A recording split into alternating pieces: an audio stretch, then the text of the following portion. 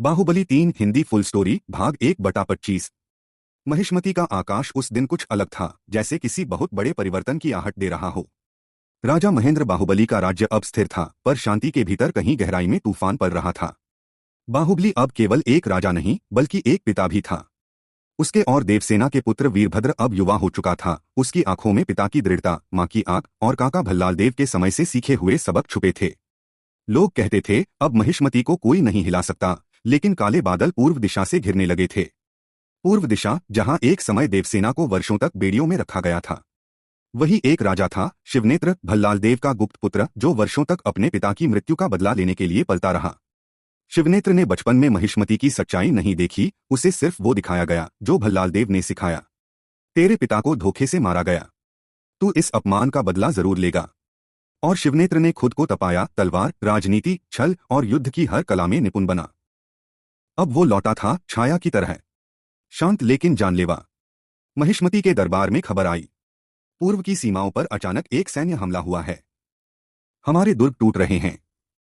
बाहुबली ने सेनापति कटक और अपने पुत्र वीरभद्र को आदेश दिया, जाओ देखो कौन है जो महिष्मती को ललकारता है। वीरभद्र ने पहली बार युद्ध भूमि में कदम रखा। उसकी चाल में उसके पिता की छाया थी, लेकिन स्वभाव में एक नई आग। वो युद्धभूमि में शिवनेत्र से टकराया, पहली बार। शिवनेत्र ने कहा, मैं तेरे पिता का क्रस उतारने आया हूं, राक्षसों का राज फिर लौटेगा। युद्ध हुआ, भयानक, रुधिर से भीगा हुआ। वीरभद्र घायल हुआ लेकिन गिरा नहीं।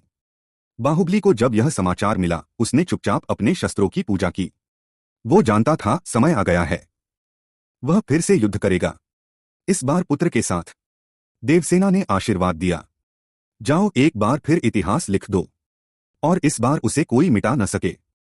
शिवगंगे के किनारे वो युद्ध हुआ जो पीढ़ियों तक गाया जाएगा, जहां एक तरफ बाप और बेटा बाहुबली और वीरभद्र, तो दूसरी तरफ शिवनेत्र और उसकी अंधी सेना। युद्ध न केवल तलवारों का था, यह विचारों का टकराव था। न्याय बनाम प्रतिशोध, सत्य बनाम भ्रम। आखिरकार महिष्मती का सूर्य फिर उगा, लेकिन इस बार रक्त से रंगा हुआ। शिवनेत्र युद्धभूमि में गिरा। बाहुबली ने कहा, अगर तू सच्चाई जानना चाहता है तो देवसेना की आंखों में देख।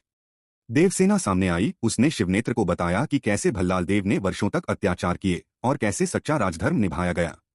शिवनेत्र की आंखों में आंसू थे, वह सत्य से परिचित हुआ। उसने अंतिम शब्द कहे, मैं उस भ्रम में जीता रहा जो मेरे पिता ने रचा था। बाहुबली ने उसे क्षमा किया और उसका अंतिम संस्कार स्वयं किया। शांति लौट आई, लेकिन इस बार महिष्मती को एक नया उत्तराधिकारी मिला, वीरभद्र। उसने शपथ ली, अब महिष्मती सिर्फ तलवार से नहीं, न्याय से चलेगा। और महिष्मती का इतिहास फिर लिखा गया, जहां युद्ध था पर सत्य के लिए, जहां शक्ति थी पर संयम के साथ, जहां बाहुबली का नाम सिर्फ युद्ध का नहीं, न्याय का प्रतीक बना। कहानी वहीं खत्म नहीं होती, क्योंकि जब तक सत्य और असत्य का संघर्ष रहेगा, बाहुबली जिंदा रहेगा।